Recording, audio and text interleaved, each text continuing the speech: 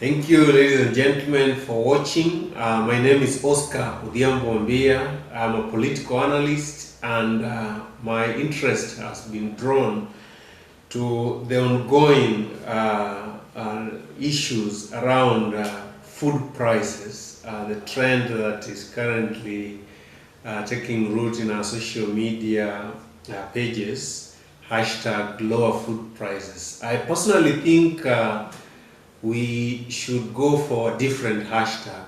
I think hashtag increase income is a more strategic and sustainable way of addressing the current symptom of problems, which is high food prices, which hashtag lower food prices suggest need to be addressed.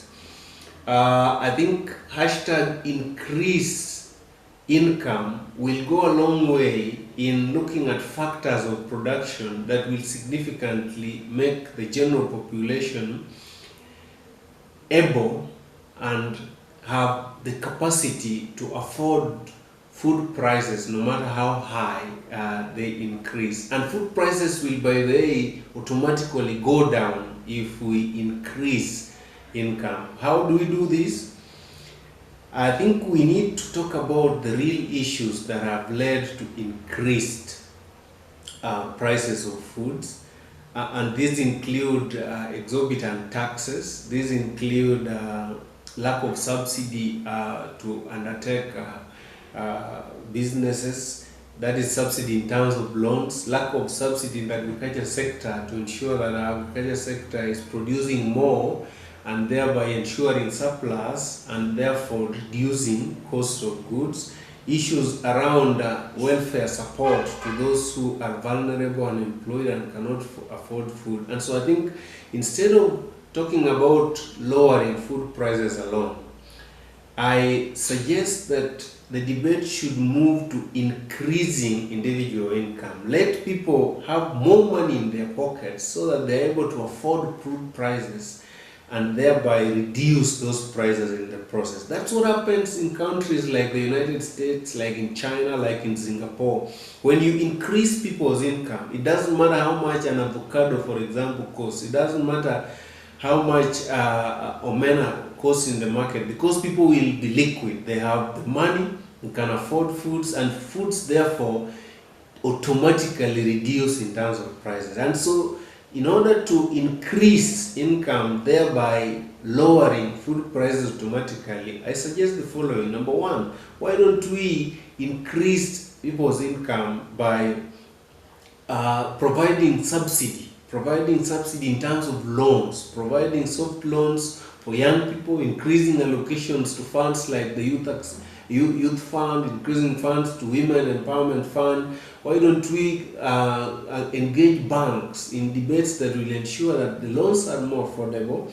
Government is giving individuals opportunities so that they can access money, undertake businesses, and thereby afford food prices, which automatically then reduces food prices. Number two, why don't we talk about ensuring that we have an enabling environment so that people who are taking loans from banks are getting into businesses, and these businesses have an enabling environment where they have security, where they have good roads, where they have electricity, and so goods can then access market. These are the debates we should be having instead of just saying lower food prices, which is cosmetic, which is short term, and which is not strategic. Number three, why don't we discuss how we can subsidize the agriculture sector so that we are giving farmers free seeds or subsidized seeds. We are plowing and subsidized rates for farmers. We are helping them access mechanized agriculture.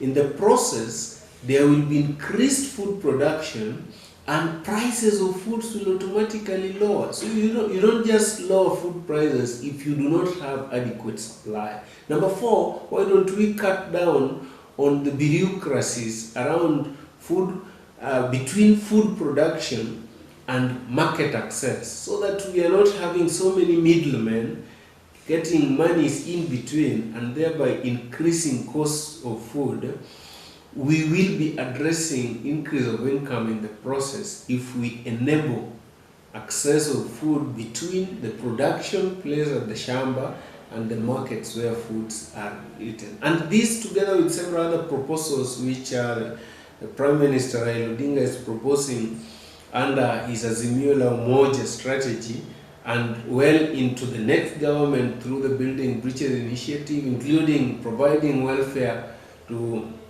households that are struggling, like Kenya shilling 6,000, will go a long way in then increasing people's income, and this will automatically have an impact on food prices. So for me, lowering food prices is good. It's a nice hashtag, it's trending, but it doesn't get into the issues of the day. It doesn't get to address the problem of income, which is the biggest problem. If we increase people's income, food prices will automatically lower.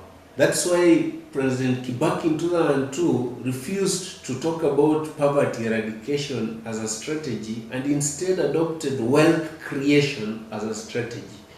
Kibaki is the greatest economist that we ever had as a president, and in his wisdom did not go for poverty alleviation. He went for wealth creation.